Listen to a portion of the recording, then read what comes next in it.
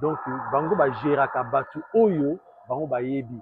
Mais il se pourrait que compagnie wana po ayoka yango MK Zion existaka et pas mais c'est un certain Alain Atangaki. Ministère public de l'Andi lelo a limi yango te. Ministère public aza kondima te que mbongo wana existaka alors que ye moko moto liboso o alobaki na ebandeli ya procès que congolais azala na esengo na kimia po ete mbongo wana elimwa te ezali basi ba récupérer yango. Mais lelo tolandi ministère public olobaki détournement ezali. Est-ce que détournement koki kozana eloko oyo bino déjà bozana yango bobombi yango nakanisi eloko wana na nteba tomoni mpe bavocat ya défense baleki mais mpo na ngai eloko ekosalanga mwa mpasi ezali soni oyo biso tokoyoka vis-à-vis na uganda uganda oyo aza kopesa biso mbongo wana akozwa biso ndenge nini biso apesi biso mbongo indemnisation mpo tofuta bato na biso oyo bamonaki bwale na ntango ya bitumba na Kisangani. Effectivement ministre Mutambo azali client na biso afuti bango ministre Mutamba azwi likanisi TPV alobaki yango na conseil de ministre mpona kotonga prison abandi yango mais kobanda kaka azwaki likanisi mbala moko baye koloba te a détourné. Je pense que ndenge kaka balobaka na droit réquisitoire ya ministère public eliaka juge te pour aza na position ayebi soki alandeli bien mpona yoki mpe badéfenseur ya Mutamba balobi baza na confiance na cour pour que acquittement ekoka kosalama nalobi te ke baakite mais toza na eliki te pour akozwa décision moko ya malamu mpona Constant Mutamba.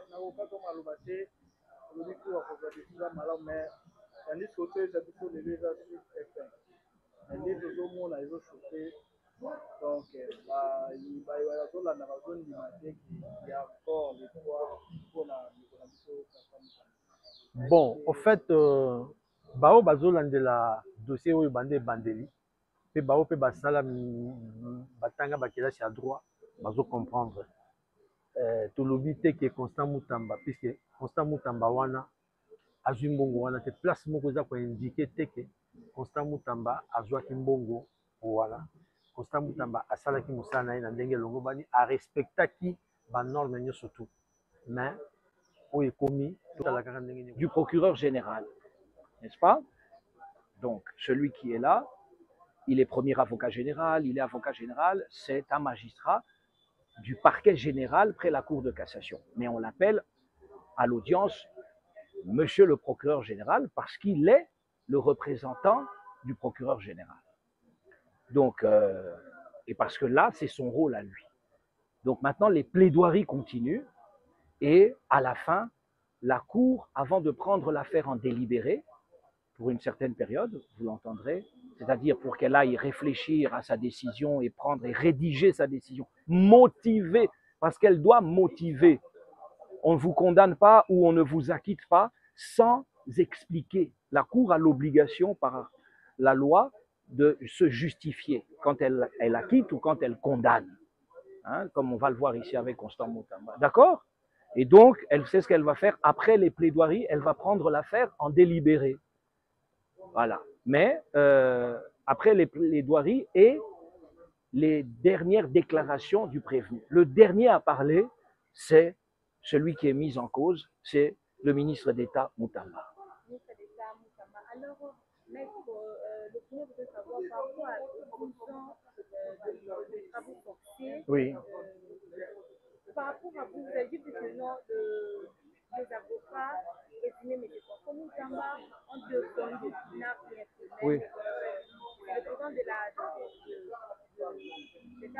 il a dit qu'il y a eu le papier, oui. les explications sont différentes. Non. Alors, il n'y a pas quelque chose qui est caché derrière. Mais non, c'est ça. C'est-à-dire que le regard du ministère public n'est pas le même que le nôtre.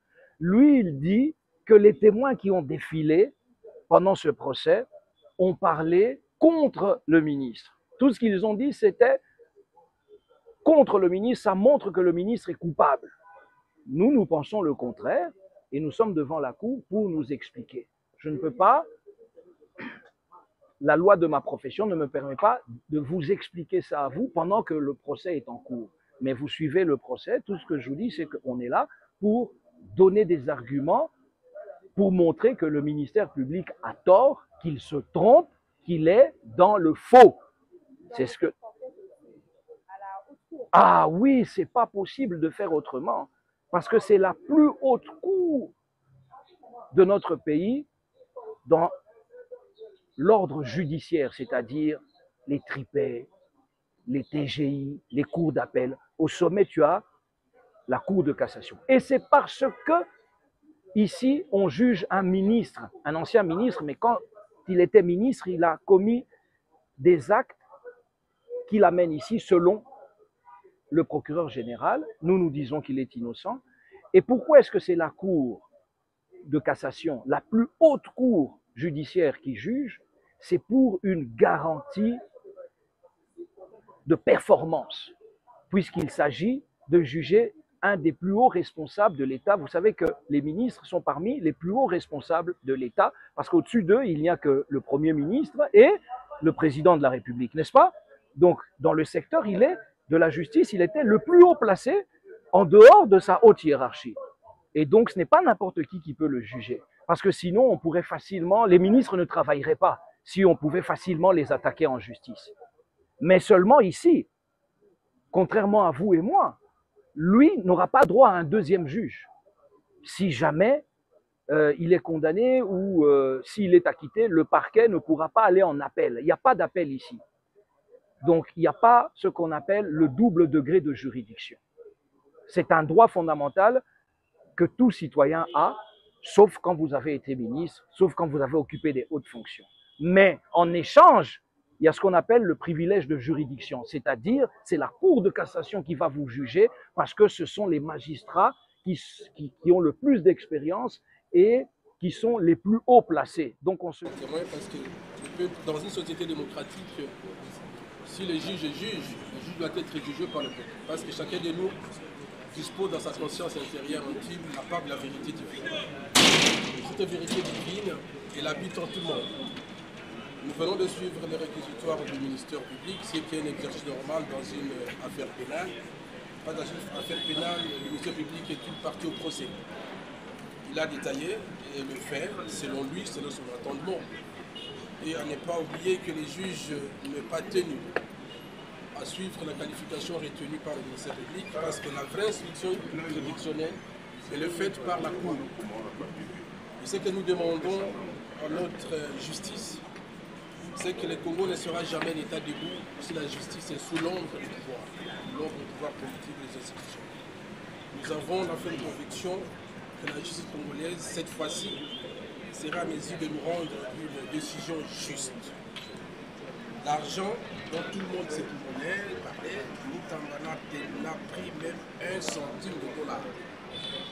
Vous avez suivi ce matin les renseignements que nous avons obtenus auprès du renseignement de la banque, qu'avant de créer les comptes séquestres, il faut d'abord avoir un compte courant.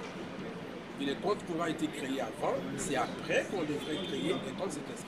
C'est-à-dire 85% de ceux qui sont venus à la barre témoigner sont en faveur de notre client. L'argent de l'État congolais est là. Moutamba n'a violé aucune disposition par rapport à la passation des marchés publics. Donc, après les réquisitoires et ministères publics, les avocats, nous allons rentrer et nous allons démolir, dégonfler, point par point, les arguments, les prétendus arguments soulevés par les ministères publics. Donc, nous vous demandons de nous suivre. Nous avons la pleine confiance que la justice congolaise, cette fois-ci, serait à la hauteur de donner une décision juste et équitable et de laisser notre client se reposer. C'est un acquittement donc parce que si l'infraction n'est pas établie, si l'élément moral du tournement n'est pas prouvé et établi, l'infraction peut être retenue. Donc c'est l'acquittement que nous sommes en train d'espérer. Mais il faut que le peuple suive. Il faut que vous, les journalistes, que vous ayez la force de communiquer, d'informer. En démocratie, le droit à l'information fait partie des droits de l'homme. Et que la justice est leur rendue au nom du peuple congolais. Faisons confiance à la justice, c'est la haute cour. Nous avons l'espoir que d'ici quelques jours, il y aura une décision importante qui pourrait servir de leçon aux générations futures. Merci. Merci beaucoup. Voilà. Bonjour, bonsoir. Selon l'air, beaucoup de la émission à Bisso. topesi bino lisusu mbote baye wapi bino bosungaka biso bolandaka biso ba effort tout osalaka wapi toya kopesa bino ba information ya mboka na biso soki osabone te boyeba na kosabone na ba chaîne na biso et puis les chaînes partenaires bo commenter bo s'abonner massivement lelo tokopesa lisusu actualité wapi makambu eko baluka na mboka ya RDC des pères et des mères soki oza des pères et des mères te koyoka motema pasi te mais soza congolais esalaka mwa elengi moko boye toyebisaki bino biso bagene totelemi tokoyeba na kolobela mboka na biso tokoyeba na kopesa oyo eza ba vraies informations tokoyeba na kopanza nde oyo babengi lokito ya mboka message ekomela mutu nyonso oyo aza abonné oyo mpe aza abonné te tosengi lisusu tobondeli bino bosabone massivement tokoyeba na kolobela dossier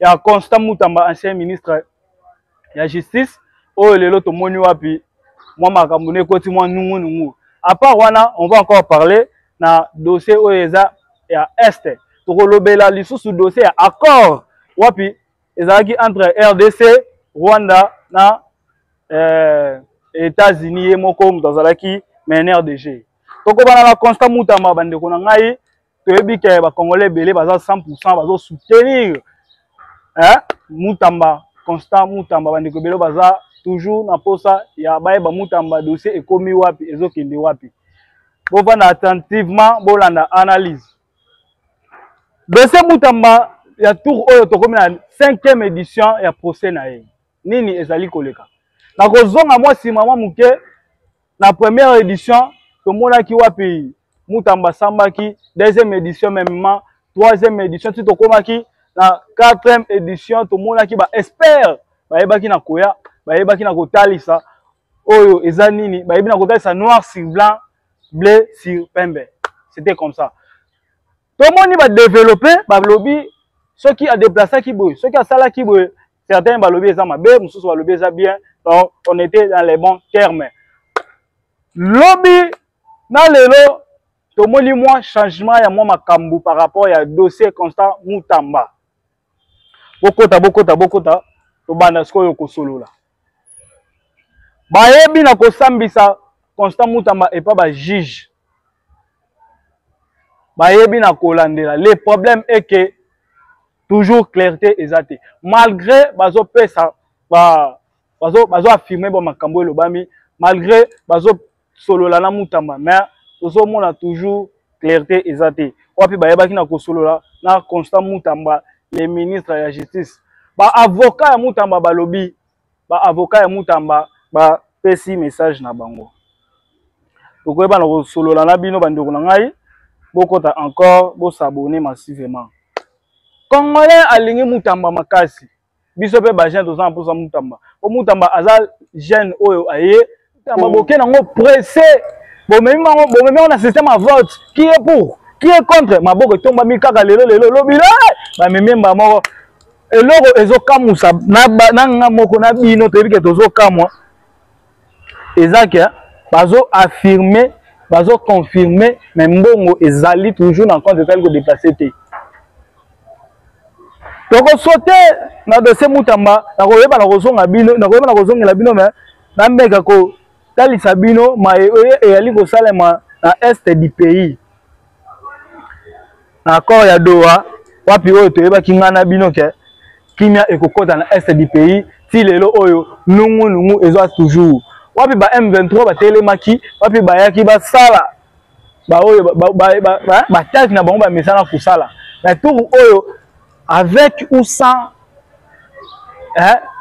avec ou sans l'Amérique ou sans les États-Unis Fati Beton a décidé sécurité et la makasi tout le monde wapi gouvernement ya sikebi na kobima awa gouvernement ya sikebimi tout le monde ba changement tout le monde ba permutation au salami tout le monde banani baza ba tche la défense banani baza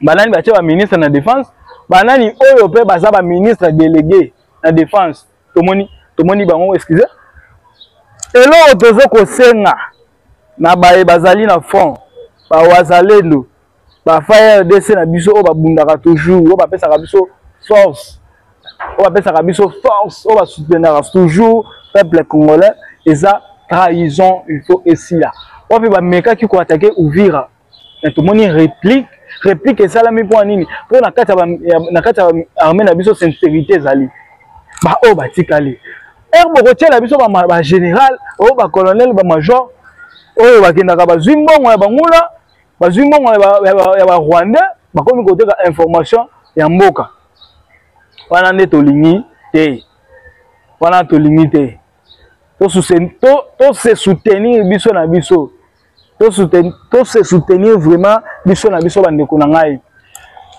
vérité ezali na dossier ya Mutamba procès ekatani te procès esili te ezalaki suite effet nde tokanisaki maintenant ba prolonger yango le 27 nde bakoyeba na ko yeba suite effet Mutamba il est condamné ou pas Mutamba aza na soutien ya président ou pas Mutamba ayibaki réellement to ayibaki te Mutamba atrahiraki chef de l'état to atrahir yete Mutamba aza na bakange loboko na saki to loboko eza na saki te ba oyo to bazopesa information que non Mutamba bakange la prison non Mutamba nanu ake prison te Mutamba aza toujours libre pour l'instant dans quelques jours dans quelques heures mais tokoyeba suite et fin bon s'abonner massivement bon commenter bon partager image na biso et que ça la biso énormément bien nanga asuki na yena Kagame nanga asuki na yena Kagame na partenaire privé na bango Kabila soni lati bango ba uti ko kende a ko trahir biso nde ba misala ko trahir biso na bango na président ya Braza oyo na kombe ya Sasunge sungana toyebi et on a vu mutu so ali na oyo bien a solution bien faut ça toujours maele na simazo bombelo nini et mususu ba gentillesse mususu o mutu ko lakisa yo avant yo ko lakisa gentillesse hein il faut oyer ba gentillesse o azo lakisa ngai pourquoi et ça sincère et ça sincérité Sassou président Sassou tomoni autaki koyamba Joseph Kabila ancien président na biso oyo basololaki na kati nanga na yo toyebite oyo tomoni ezalaka Sassou boye mais na Braza wana soki lelo oyo soki lelo ba infiltrer bakotaka na kati ya Kinshasa la plupart infiltration et utaka na nzela Braza nde bakutelaka Braza bakoteli boye mais mutu wana au moins solaka bien na président Félix mais ozo permettre ya koyamba mutu moko abomaka na ye ba peuple congolais soit boma congolais azomona ngo problème te o ba massacre to monaka ba M23 babomaka en réalité ça ba tête bazali o to tiens exemple ba policier na biso baza bakoki kotinda ete akovanda ye moko tabo ete akobeta ba massacre na nzoto il faut ordre euta ba ordre wana euta epa banani epa ya bango epa Kabila epa nanga epa Kagame ba Wilingoma bato bango to wana baza wana baza na bango bato batiaka soutien bayaka ko soutenir mais en réalité ba tête nde totalaka bato oyo batindaka eza quand oyo azalaki président na biso na kombe ya Joseph Hippolyte oyo ngana yo toyebi bango nde baza en tête ya bamakambo oyo cette fois-ci congolais il faut ozwa conscience congolais tikana ba vie ba vie loyenge oza jeune kaka loyenge olelobela mboka na yo ndenge tolobi boye okomona yo okokota na commentaire oyebe ofinga mais yo po oza mieux placé ya kopesa information lokola nga nde oza wana oza mieux placé ya kopesa information mpona nga tokokebisa mwana Museveni wapi azoya lisusu na azolinga aya na ba je moko boye wana atangela bino mwa message moko na moni ndoki ya nanga oyo apesaki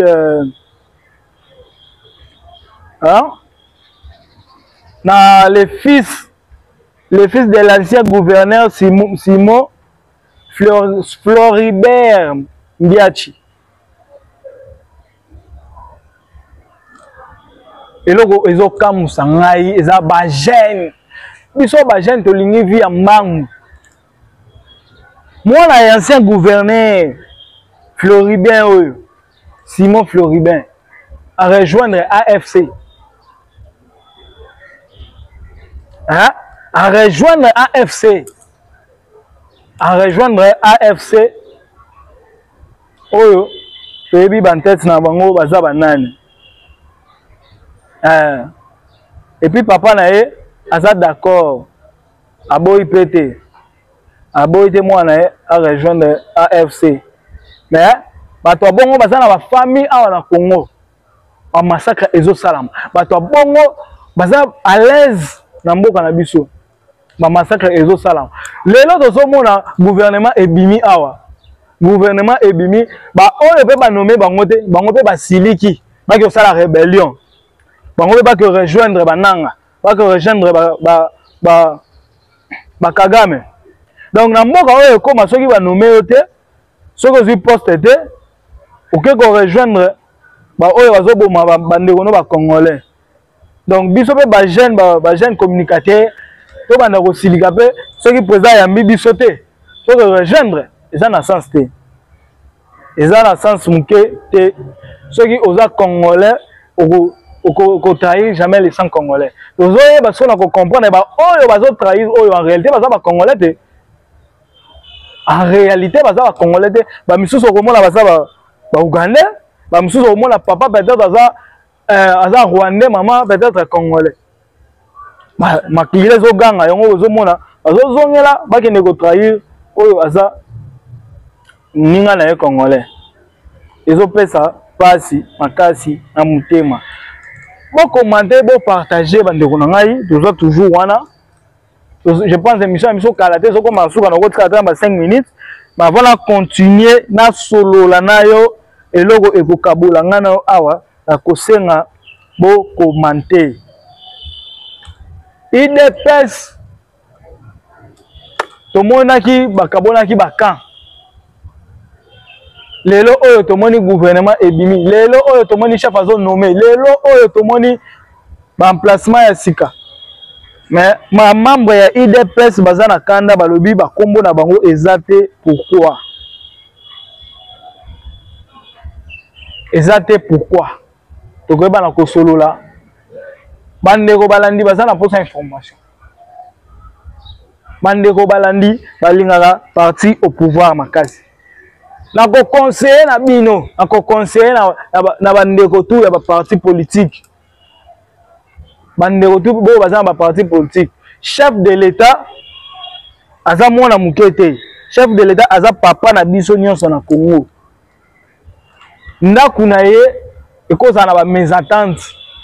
Pour asala bana plaisir. Il faut bino na bana boluka bo yokana, bozala bomoko. Soki bokomi bomoko, okomona papa ozala na esengo ya kobenga oya bengi oya. Boza bien ayambi bino. So yo ozolinga chef de l'État ayamba yo bomoko ezate bino na bino kolingani te, bolia ke sika moko te, olingi mokonza mboka ayamba yo. Wana na se na pesi ba kulutu conseil. Na pesi ba kulutu conseil, oza mato ya koyoka ayoki, opa boyi décision ezo toujours na ngamu na bino. Décision ezo toujours na ngamu na bino. Okopesa bonne chance na biso na ba ministre tout oyo ba kotisika. Ba ministre tout oyo basali ba permutation na ba oyo ba yebi na ko intégrer. Kopesa susu félicitations et puis ba encouragement na ministre na biso ya jeunesse oyo kotisika. Nzambe pena azala naye. Akombo ya ministre na biso excellence Coutinho. Topesi mbote maman place ozali ndambe oyo azalaka nayo ayeba toujours na kopesa sagesse na intelligence o gérer ba jeune pour ko gérer ba jeune eza musala moko oko croire te et puis ba jeune mboka nini ya Congo donc ndambe abate apesa makasi ya kosala musala no kitoko. Quant à moi, na komi un peu te na komi na suka ya émission na ngai. Mon numéro est plus 243 85 17 92 622. Plus 243 85 17 92 622. WhatsApp na appel. Ce que komeli ngai osali reproche et kosala énormément bien. Vous s'abonner massivement, vous partager, vous liker sur les différentes chaînes partenaires, la chaîne Abino Fort TV. Donc, vous soutenir biso ba jeune oyo toza na posa ya kopesa communiquer to ko communiquer kapo na mboka na biso ko soutenir wazali chef de l'état pour ceux qui ba jeune bazate na mboka. Donc mboka eza na avenir te. Yango tozo senga soutien na bino. Donc botika biso te, partagez nos émissions, commentez, likez, aimez et que ça la biso énormément du bien. Je vous remercie. On se trouve juste après cette édition. Merci beaucoup. Ciao.